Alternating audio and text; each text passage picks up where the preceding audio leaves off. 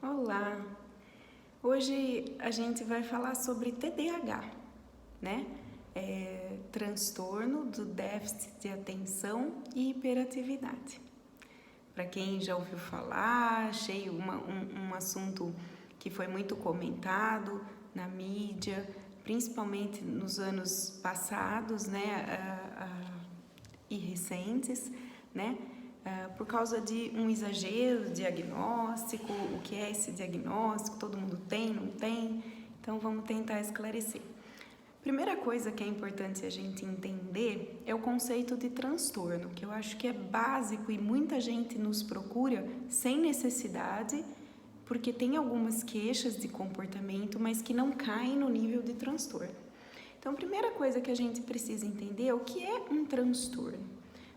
Existe uma situação que a gente fala que todo aluno de medicina do terceiro ano tem, que é quando ele começa a estudar as doenças clínicas, psiquiátricas, ele acha que ele tem tudo, né? Então é muito comum quando a gente lê sobre uma doença, fala, poxa, eu tenho isso, nossa, eu tenho esse sintoma, será que eu sou? Será que eu tenho esse problema? Então isso é muito comum. A primeira questão é a gente entender que existem traços de personalidade, de comportamento que são comuns entre uma doença e pessoas normais também, mas o que diferencia se isso é um problema psiquiátrico, um transtorno ou não, é o quanto isso afeta a função de vida. Por que eu estou falando isso?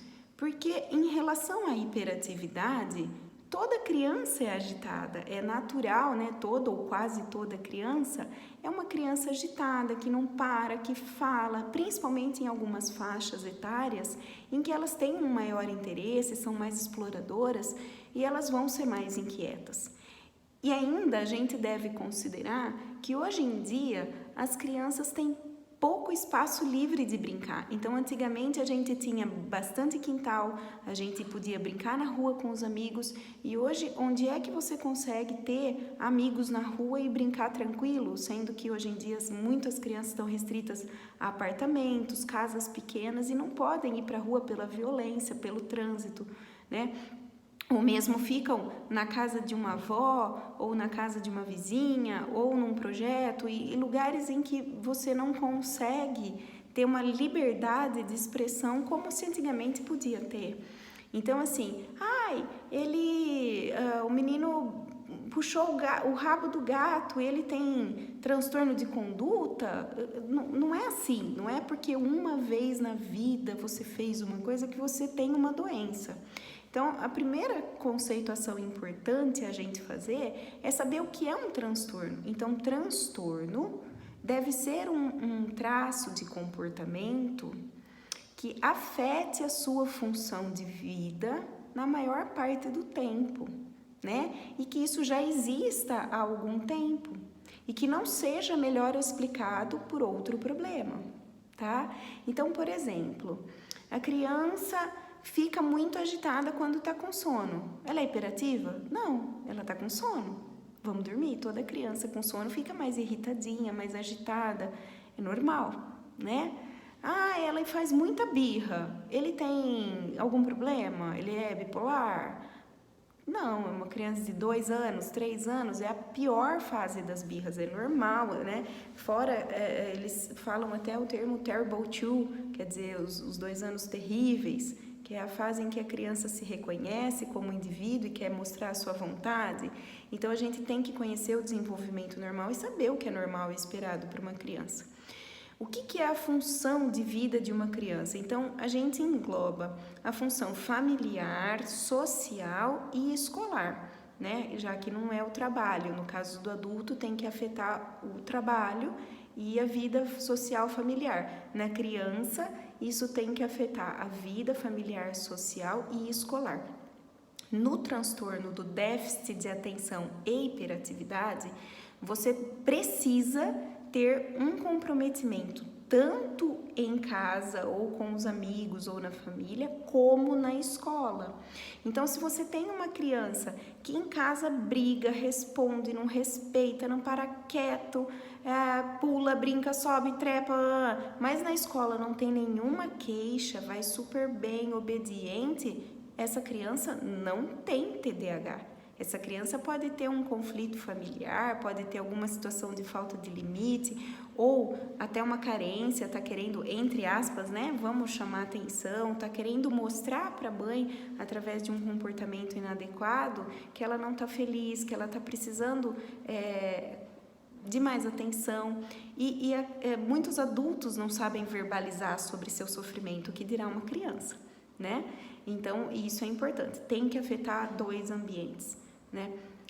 No TDAH, você pode ter um quadro predominantemente desatento, né, em que a criança não é bagunceira, não é agitada, não é inquieta, mas é avoada, esquece, perde objetos pessoais. Onde eu pus o lápis, perde o moletom, não sabe onde deixou o guarda-chuva, esquece de dar recado. Se você pede 2 ou 3 coisas para ela, o que foi mesmo que você me pediu? Onde eu estava indo mesmo? Então, uma criança que não se atém a detalhes, e isso é em todas as áreas, não pode só ser relacionado ao assunto escolar. Por quê? Porque tem muitas crianças que passam por desatenta na escola, mas na verdade tem um problema de aprendizagem e do resto ela lembra tudo, sabe tudo, e aí se a desatenção se restringe à escola, isso é muito mais sugestivo de um problema de aprendizagem do que de déficit de atenção. Tá? Então, na desatenção, predominantemente é isso. Nos quadros com mais hiperatividade, você tem mais uma criança inquieta, não para.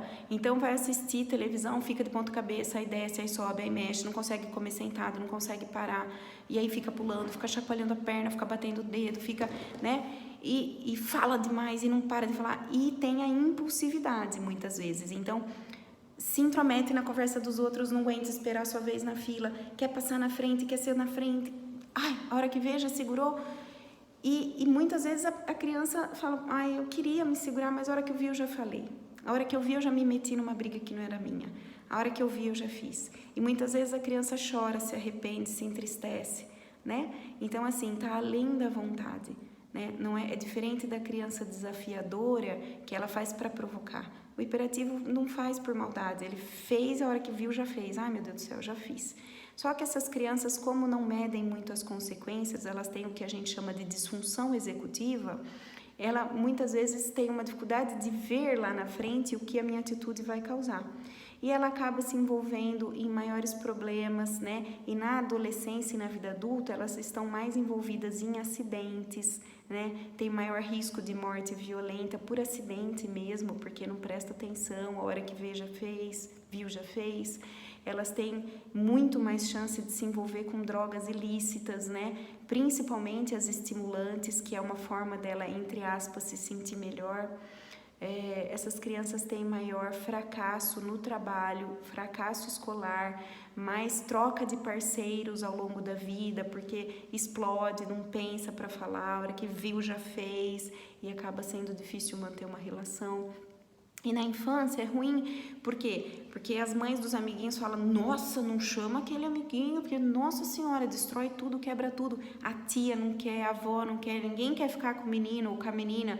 Fala, nossa senhora, você pode ficar para mim? Não dá, hoje eu tenho um compromisso. Quer dizer, é uma criança que é indesejada, né? E ela fica marcada muitas vezes na escola como a bagunceira, que é terrível. E isso rotula muito, e rótulos fazem muito mal. Então, a criança que tem uma dificuldade para se socializar de forma adequada, seguindo as regras, com paciência, com calma, saber esperar a sua vez, ela acaba tendo uma piora por baixa autoestima, de tanto que ela é, né, criticada, né? E na desatenção também, ela acaba achando que eu sou burra, eu sou ruim na escola, eu não presto. E às vezes ela acaba largando a escola, sendo que é uma criança com capacidades e muitas outras coisas que acabam acontecendo, né? Essas crianças podem ter uma dificuldade maior de sono, essas crianças podem ter mais refluxo quando bebê, são crianças mais choronas de bebezinha, né? E o TDAH, ele é um transtorno que ele tem tanto um componente genético, então se você tem um pai, uma mãe que é TDAH, você pode ter filhos, né, com TDAH, e também como questões de prematuridade, uso de tabaco na gestação e também o tabagismo passivo, né? Então às vezes a mãe não fuma, mas o pai fuma dentro de casa. Então essa mãe praticamente fumou na gestação. Esse bebê tem muito mais chance de ser hiperativo, né? E uso de droga, né? E existe uma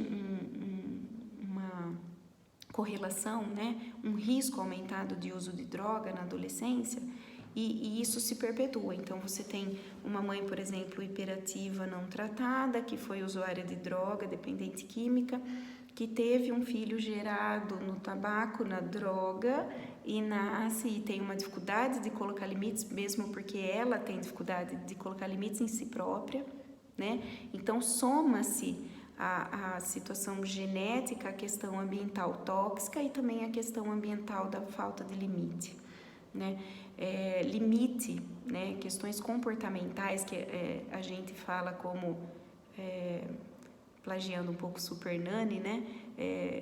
Consequências para a criança, né? Fiz coisas boas, tenho consequências boas, fiz coisas erradas, tenho consequências também mais piores, assim, né?